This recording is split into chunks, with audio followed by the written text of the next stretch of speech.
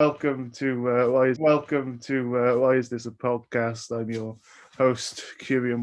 The clapperboard was a birthday present of mine. Since we recorded last time, ongoing unrest in Belarus and Kyrgyzstan. When I recorded the last episode, at the time that I'm recording this, I didn't know that the Federal Commission on Presidential Debates had actually cancelled the second presidential debate, which I think was a response to the fact that Donald Trump got COVID, although part of me hopes that it was a response to humanity's collective shrieks of please haven't we suffered enough. It's obviously a tough time for everybody, and since we last recorded, it's actually been World Mental Health Day, which is of course an issue very dear to my heart, and well, it's a issue very dear to everybody else's heart if they have one.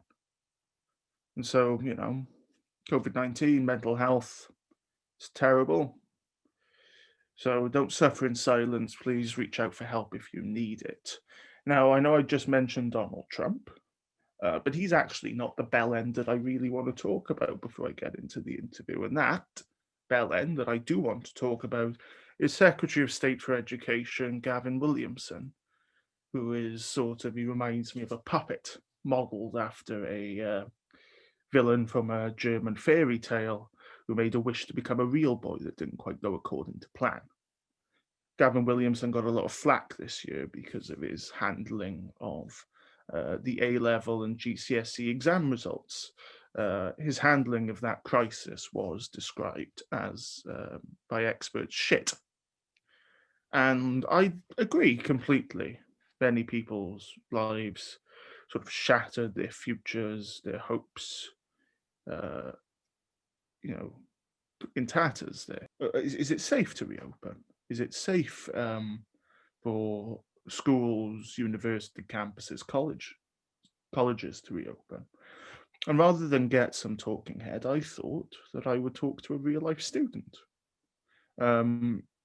So I dragged him from his bedroom where he has been, per stereotypes. And please welcome my friend and yours, Mr. Aaron Spacey. Hello, Aaron Spacey. Nice to meet you. Thanks for being here. No worries. Studying politics and international relations, if my memory serves me correctly. Aaron and I were in Crosskeys College together, where we studied politics together. Those were the days, eh? Yeah. where we could be in a room with people, not 2 meters apart. Winning CDs on Kahoot. I've still got that CD. Yeah. Aaron, so it's obviously your university education, which is very important. Yeah. To you, what's it been like? Sort of the last couple of months during this pandemic, what's studying your university degree been like? Well, it all started back in March when I think it was on a Friday, they just told us that from the next Monday that we wouldn't be studying on campus anymore. So as most students across the country, I think did, because we were going to be going into a national lockdown, all returned back home to their family homes, and it was a big rush just trying to get everything back. And then I got a job in Asda and started working night shifts to earn some money, and it was quite hard trying to balance the uni work on top of that. I think it was quite hard to find motivation to do uni work while there was a lockdown on, because a lot of my friends were off work and they had every day to do whatever they want, play games on the Xbox, speak all day on there, and I'd be working a night shift, coming home, sleeping, and then all evening and afternoon working on my university work, and then going back in for another shift. Because what you say, what you raise is it's very, very serious. Yeah. A very serious point, and obviously I mentioned there in the intro, in the monologue there, that, we've had World Mental Health Day, and mental health, obviously, pandemics hit it quite hard. And I imagine for students, it's going to be quite bad. I Yeah, would it's like imagine. I've had the best part of the second year taken off me, Yeah, but you won't get that back now. no, no, you don't.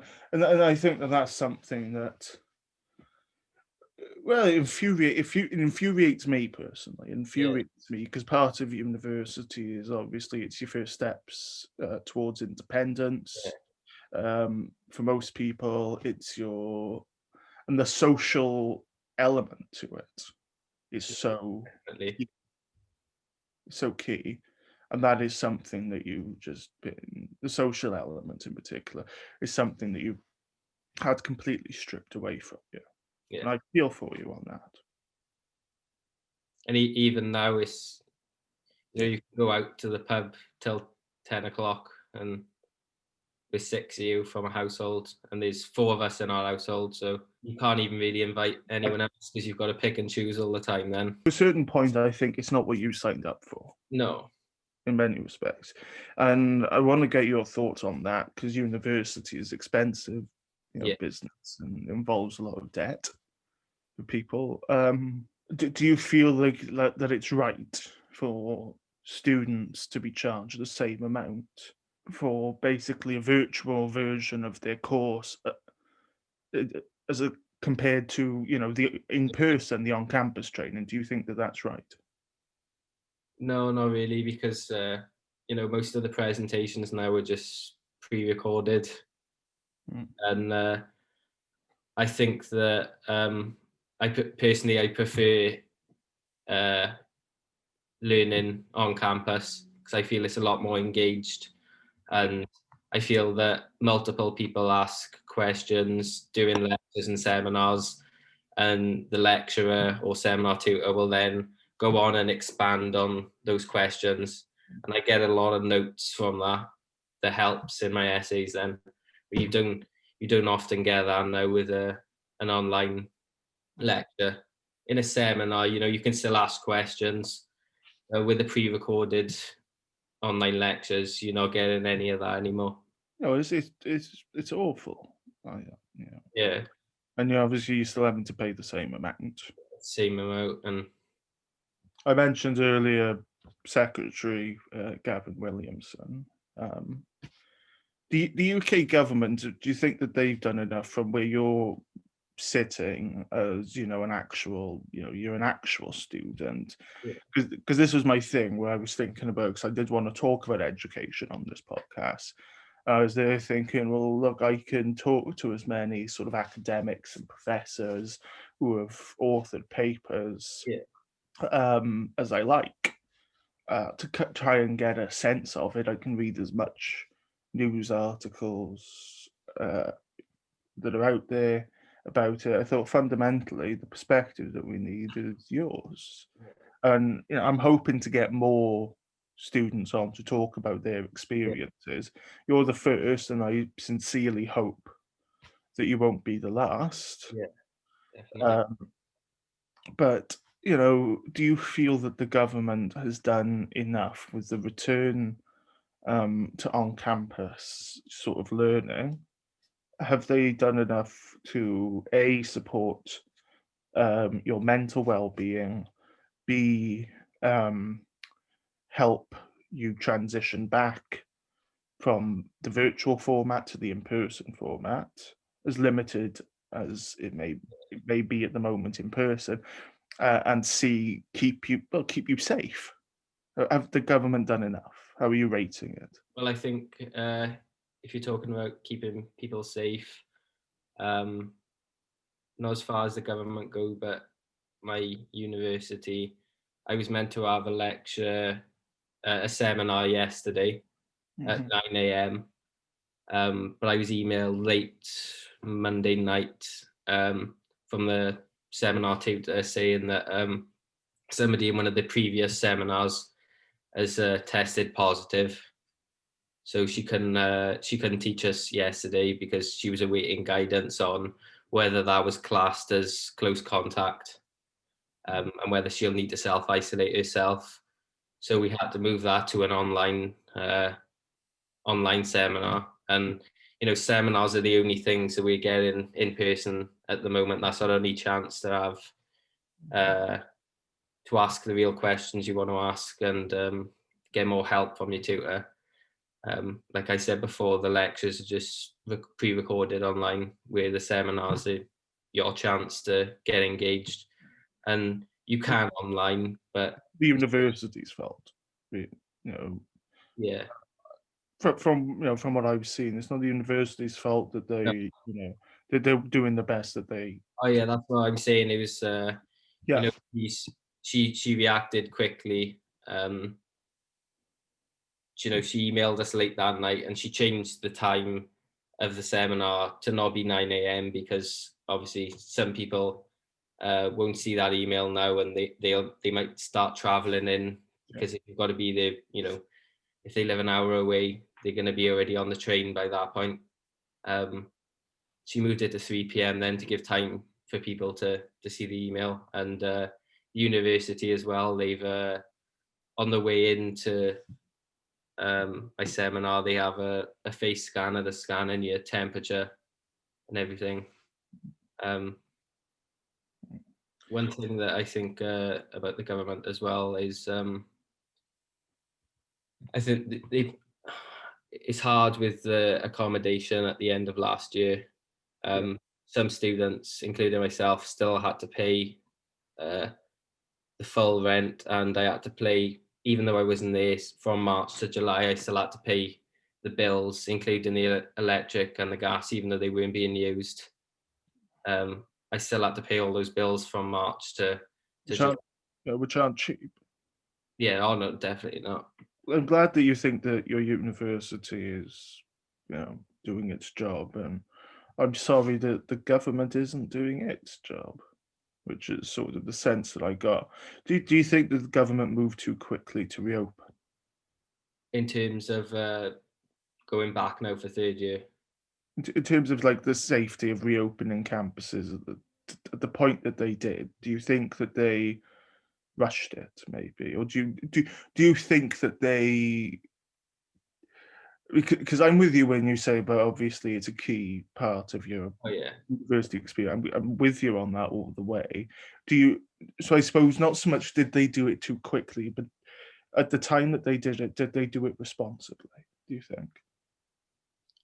I think with the schools going back earlier on, I think that was rushed. Mm-hmm. I think they've had more time now for the universities. We usually start in September, and my university. I know a few started a few weeks earlier, but mine was pushed back to late October, early October. Sorry. Mm-hmm. And I think that's given more time to implement. Like I said, the face scanners, and in each one of the rooms they've got like a person count, so there'll only ever be a certain maximum capacity for each room, and they won't let anyone else in. I think going back in October has allowed them to do that. That's good, and I'm glad that, I'm glad that they put those measures in place. We did touch upon it earlier to a point about sort of the university experience.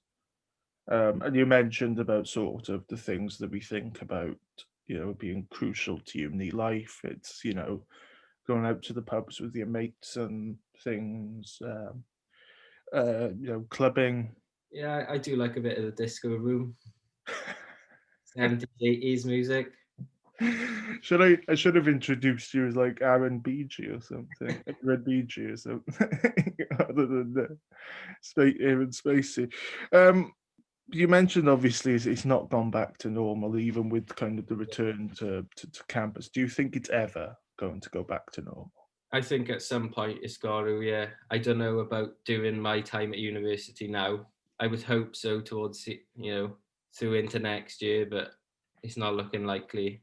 And I think that, in this house in second year now, one of my housemates has come over from California. Oh. So for his first 2 weeks now, he's had to quarantine. So he hasn't left the house for 2 weeks. I think that's a big thing, moving halfway around the world and then having to stay indoors for 2 weeks and not be outside. It would infuriate me because I hate flying. Yeah. So if I got off a plane and the first thing someone said to me was, right, now you have to stay in yet another enclosed space for an extended periods of time, it would frustrate me a lot. But I admire you for your determination, Yeah. your commitment, and I have no doubt that you're going to do very well this year, as you did in your first 2 years, as I know, as you've told me before. Aaron, it's lovely to see you. It's always lovely to see you. And thank you for coming on. It's been great to have kind of this raw, personal, this intimate perspective on this issue that's affecting so many people in this country. So hope to have you on again when you're, as I said, you're studying politics and international relations, when you're PM or a top diplomat. Do you want to be PM? Minister in the meme ministry. Oh yeah. to give our viewers context, I would joke. One of our running jokes during our friendship was that if I became prime minister, I would create the ministry of memes, and Aaron is the only person who would be considered for the job. And when he left it, I would disband it. Do you like the political memes at the moment? Go on. I read a long piece in the Atlantic about memes, and I was like, I'm surprised there are people who study memes. Yeah, you can do degrees in it now. Can you? I'm pretty sure you can do a degree in memes. I might do that. I might contact the Open University. Do you do what would it be called, like memeology or something? Did you do memeology? I'd like to do it. Yeah, that's the context of why Aaron's in the meme ministry, and when he is the meme minister, you'll definitely be invited on the podcast that I will definitely do when I'm prime minister, if I'm ever prime minister. We're just amusing ourselves at the moment. But it's lovely to see you. Stay safe up there in Portsmouth. I'm still in Wales. Lockdown, local lockdown still. Oh, thanks for reminding me. To my life, because I've been quite fortunate. I've still been able to work. Yeah. So to my life, it's not actually made that much of a difference to me personally.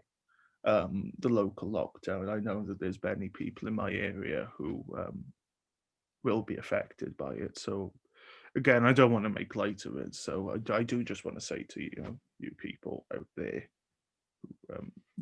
stay safe and stay healthy, and I hope things get better soon. And before we finish up this episode of Why Is This a Podcast, I do just want to say one thing to the local people of my community of Caerphilly, County Borough. I'm really interested in getting the local perspective on these things and getting to know what people are doing in this area, the local businesses, local artists, local actors. I'm really interested in getting your perspective. So if you send me an email at whysthisapodcast@gmail.com, if you're interested in coming on, we can talk about your work, and I hope to hear from you. Please do. And everyone out there, stay safe. Take it easy, everyone. Stay safe. Bye.